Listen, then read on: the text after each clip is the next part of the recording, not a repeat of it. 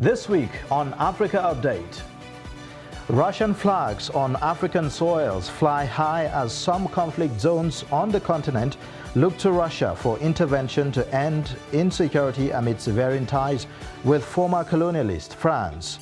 Is Africa the new battlefield for a new Cold War between Russia and the West? We'll look at the various dimensions to the conflict in Burkina Faso. Also on the program, flood submerges more communities in north-central Nigeria, destroying houses, farmlands and property worth millions. With more people homeless and a rising food inflation across the continent, what is the implication of this on both physical and food security? Plus, our Africa Roundup, where we highlight some of the biggest stories on the continent. This is Africa Update, reaching you from Abuja, Nigeria's capital. I am Ayuba Ilya. Thank you for joining.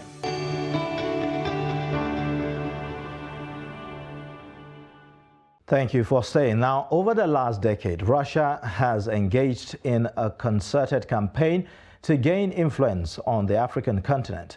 Recently, Russia is believed to have played a critical role in the severing of ties between Mali and its former colonialist France. Russia is also believed to have expanded its influence in the Central African Republic in the last few years, using military support to become President Faustin Archange's closest ally. Also, following the coup d'etat in Burkina Faso, aggrieved protesters were chanting anti-France slogans as they attacked the French embassy in Ouagadougou, the Burkina Faso capital.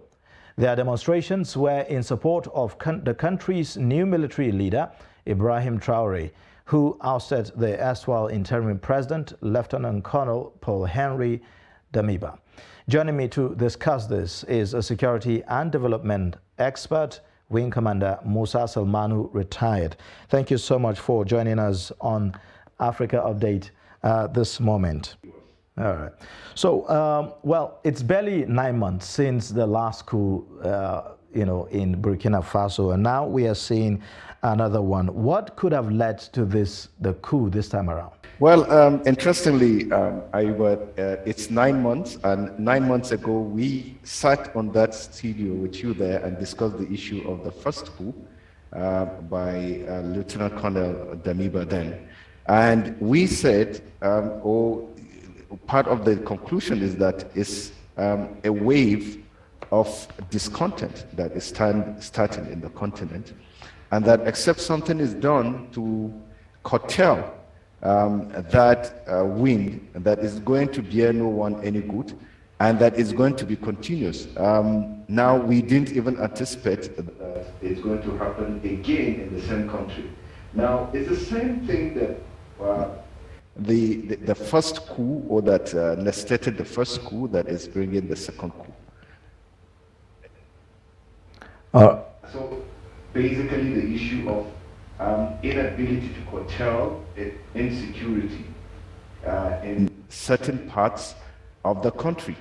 Burkina Faso, like its neighbor, the Mali and other Sahelian countries, have been fighting jihadists, and either ISWAP or ISIS or local issues of insecurity that has kind of overwhelmed the capacity of the states. And it is from this frustration by the citizens and the military that necessitated the takeovers.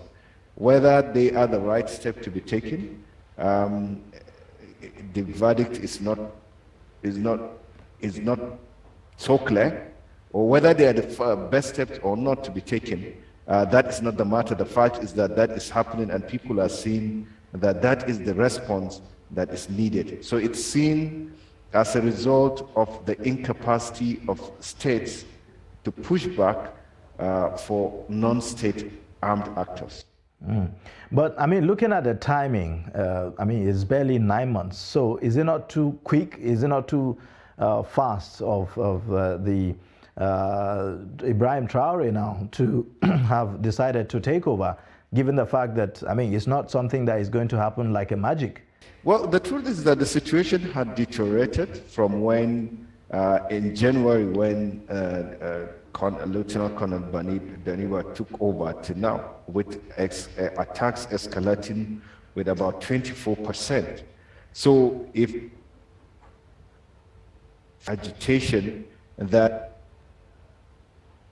a member himself, the new head of the government, that's Captain Ibrahim Traore, has been engaged in fighting these terrorists in various parts of the country and across the Sahel nations. So I think there is that feeling that the last administration or the last regime was not making or getting things better, and so there was that feeling that they have lost confidence in their ability to provide the needed political support and equipment to fight the terrorists, and that is what they felt necessitated this present takeover. All right. Now, do you think that there are perhaps some international political dimensions to this, given the fact that we've seen involvement, alleged involvement of Russia and France in what's happening in Burkina Faso, among other African countries, especially the conflict zones? Well, you know, you can't take away international politics in issues like this.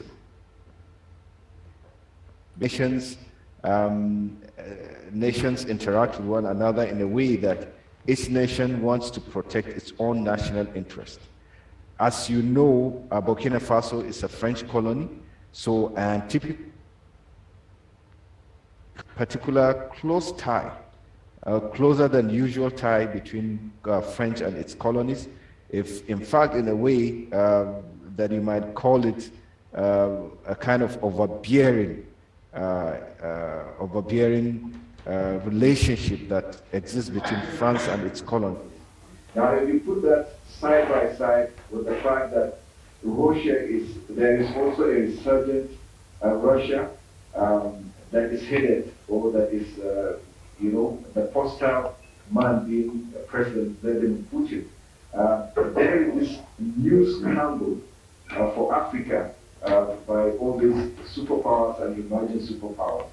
Not only that, you find out that Russia, China, America, in fact, even middle powers, Turkey and so on, are beginning to have bases in Africa, in all of our African countries. So this is like Russia taking advantage of the situation. You know, for me, I rather look at it, Russia trying to expand its own national interest. If China is in Africa, why not Russia? If the US is in Africa, why not Russia? If France is in Africa, why not Russia? If the UK is in Africa, why not Russia? I mean, just name them. They are all over Africa, and so for every country will want to extend its national interest. And if African countries have seen that there is this tendency to feel that this sphere of influence that the colonial masters have traditionally held. So we've had countries, these superpowers, having traditional areas of influence, or countries or sphere of influence, and there is contests or contestations for that now, because those countries are beginning to ask questions. What have those traditional cooperations or traditional relationships, of what benefit have they been to us? So they're kind of assessing them and beginning to maybe shift to say that, okay, if they have not paid us well, why can't we look for new partners? Why can't we look for new friends, if there are any? Why can't we seek all out there? Why can't we break all boundaries, or why can't we look for new boundaries or new allies and say that perhaps these people could help us with what situation we're in now? So, how soon do you see this ending, given that the different dimensions that we have seen? Don't forget that we still have perhaps some military personnel loyal to, the former junta leader, Damiba. So you see,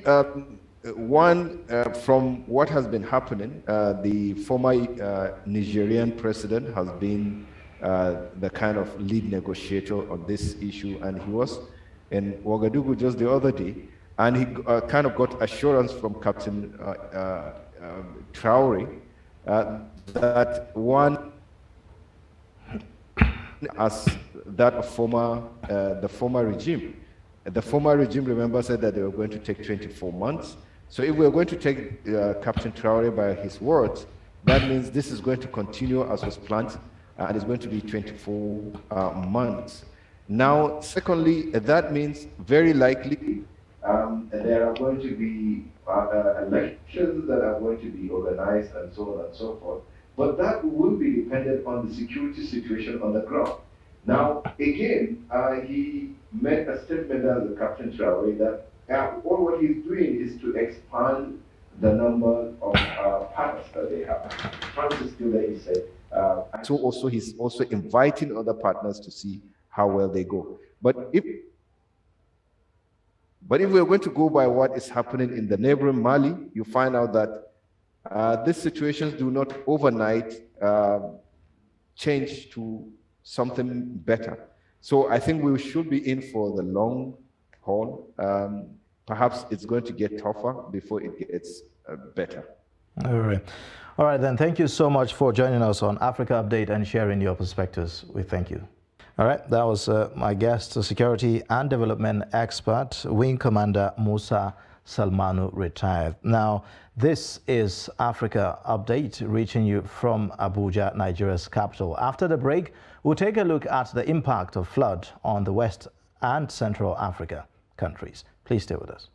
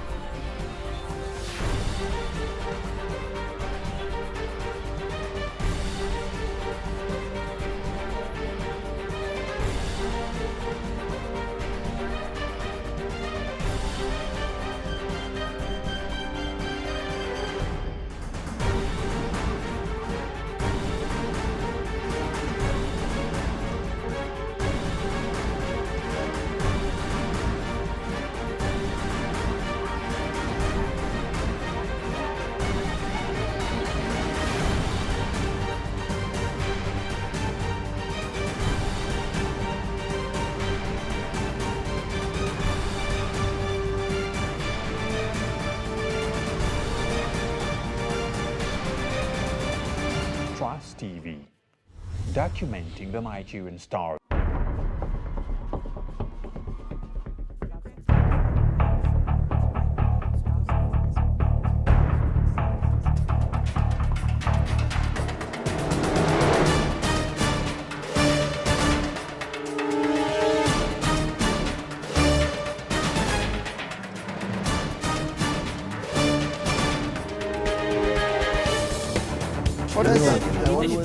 That's great. Good to see you.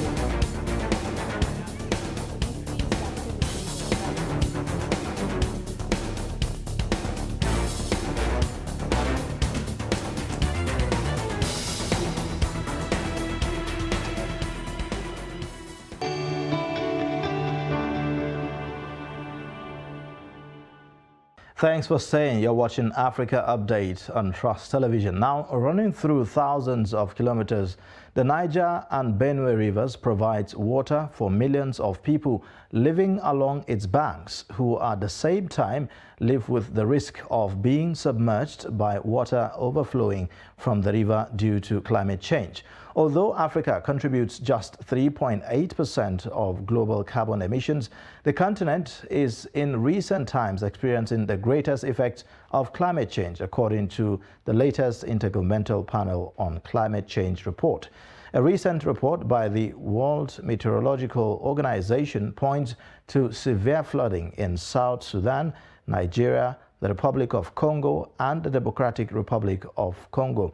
and extreme drought that led to forest fires, particularly in northern Africa. To cope with the risk, riverside states have set up a measuring system that records water levels and overflowing water volumes to predict flood disasters. However, implementing the recommendations drawn from these analyses is not always possible, with states unable to afford the cost.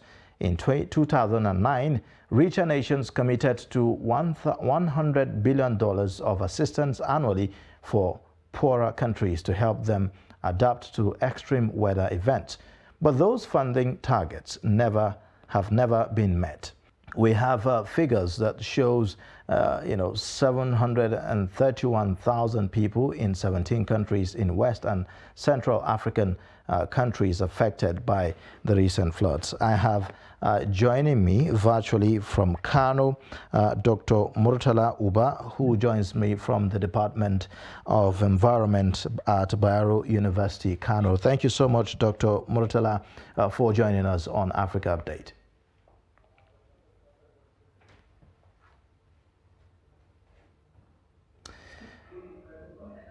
All right. So, Dr. Murtala, from where you stand, what do you think are the causes of the recent flood, unprecedented floods that we have seen in recent times, the most devastating in North Central Nigeria? North and Central Africa, we see that we have many reasons why the flood keep on occurring, especially in recent years.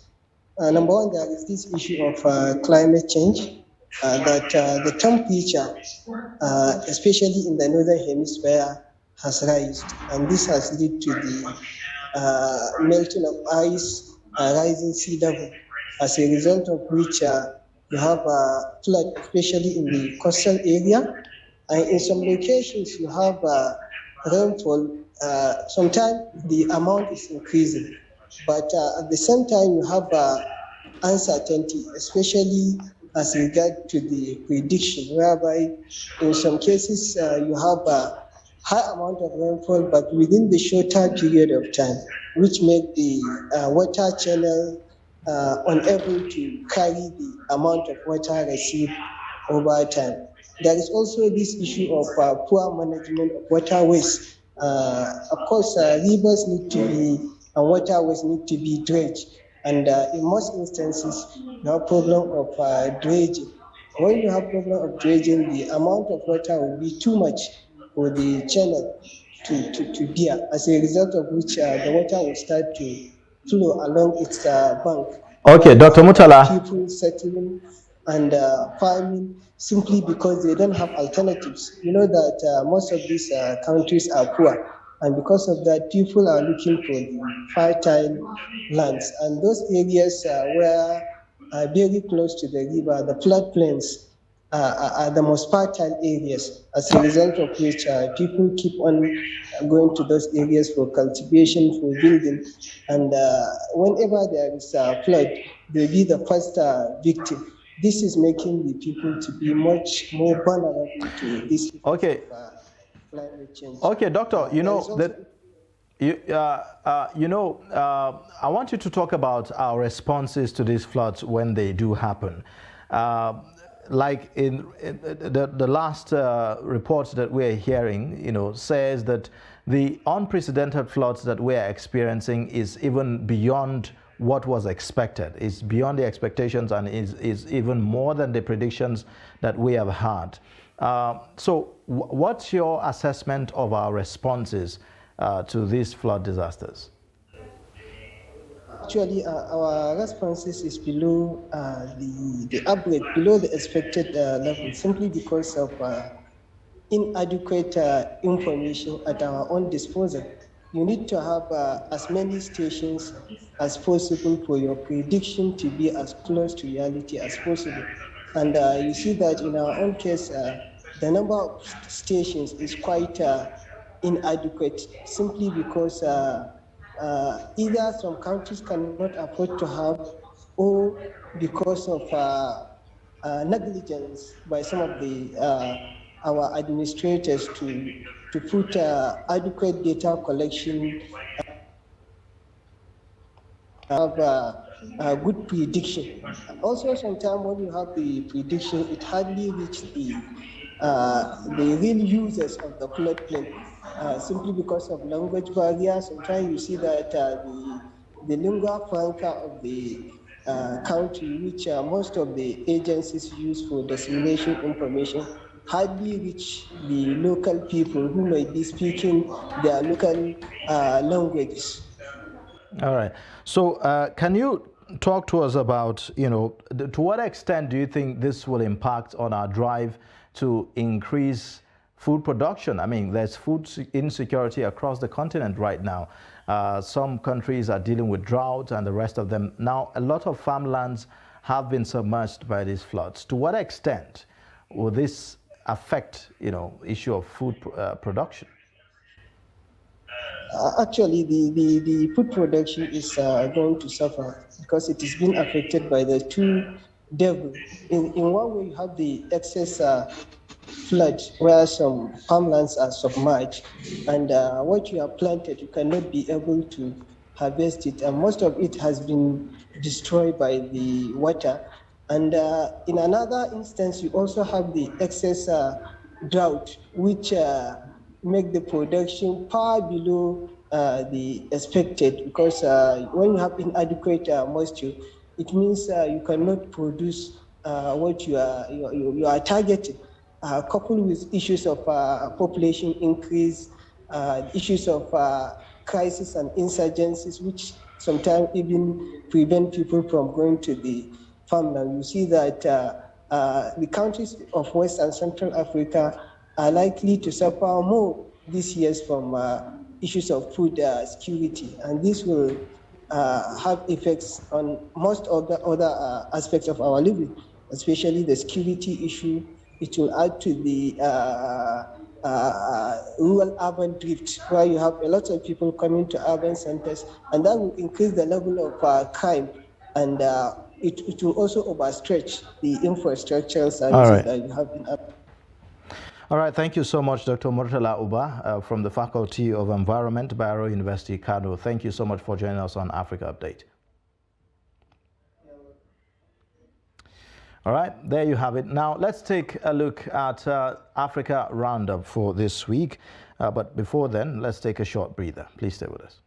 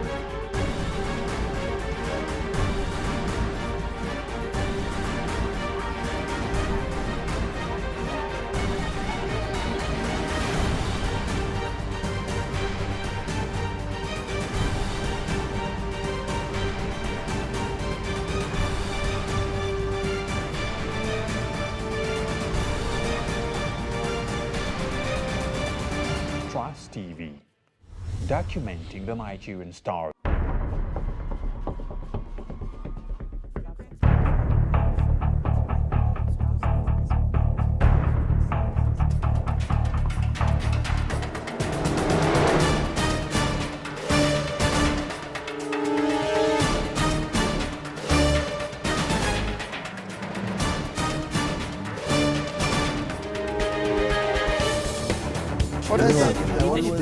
That's great. Good to see you.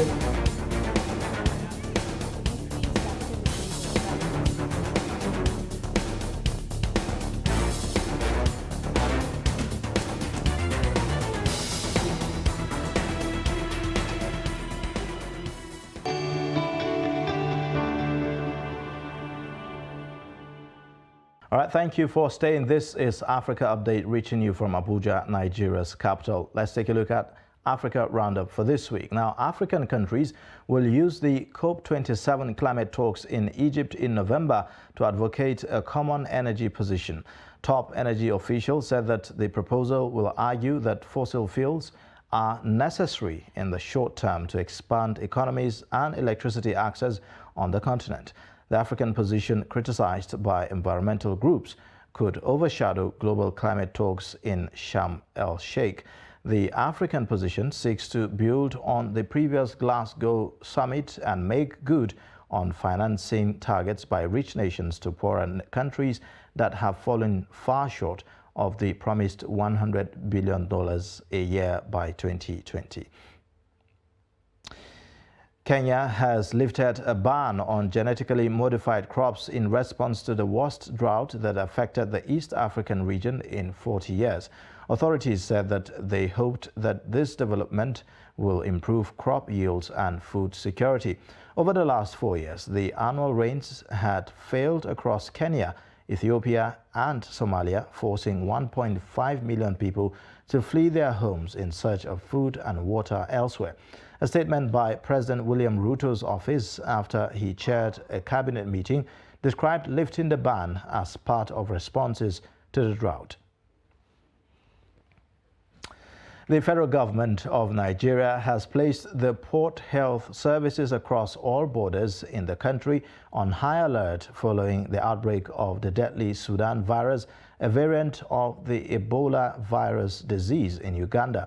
The government also said that details of inbound passengers from Uganda are being collected and sent to the National Public Health Institute, the Nigeria Center for Disease Control. Uganda health authorities on September 20th of 2022 declared an outbreak of Ebola disease caused by the Sudan virus following laboratory confirmation of a patient from a village in Madudu sub-county, Mubende district, central Uganda. And that's a wrap on the Africa Update for this week. You can watch more via all our social media platforms, and also don't forget you can watch us live on YouTube. I am Ayuba Ilya. Thank you for watching. Bye for now.